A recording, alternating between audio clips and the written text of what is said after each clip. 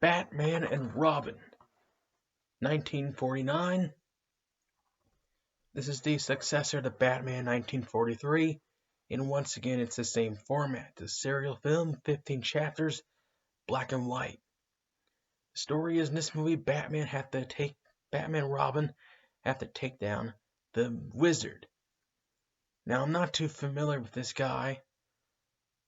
I do know there is a Wizard in Marvel Comics, but I'm not familiar with the one in DC Comics.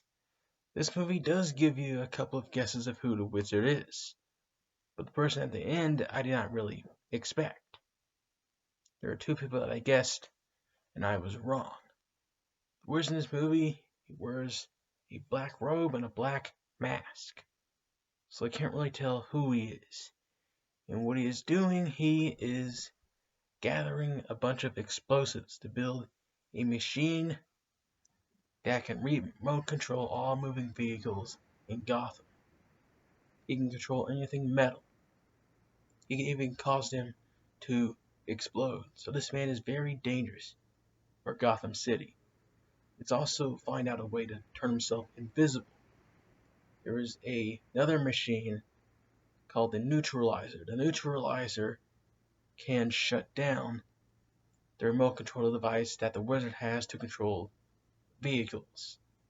So if you combine the Neutralizer and his remote control device, you get somewhat of an invisibility cloak.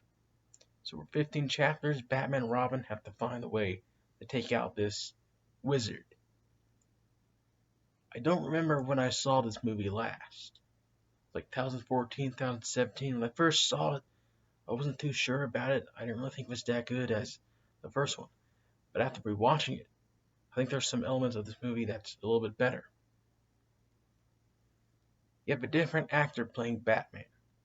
Lewis Wilson was replaced. You have Robert Lowry playing Batman and John Duncan playing Robin. Now Robert Lowry he's much older than Lewis Wilson. Lewis Wilson's in his 20s. Judging Robert Lowry, he might be in his 30s or 40s. But this Batman's a little bit older because this movie takes place 6 years after the first one.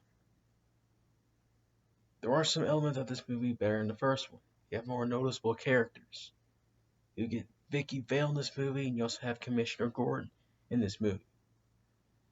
The film is also more exploratory. Batman and Robin, they go into submarines. They introduce the Batwing in this movie so they can fly around the air. Now the Batwing in this movie, it's nothing special. It's just a regular World War II plane that they use to fly around. I thought some of the stuff is pretty cool. Like the fighting, the action, music's alright. Like the black and white nature. There's a lot of, detective work and science work in this movie.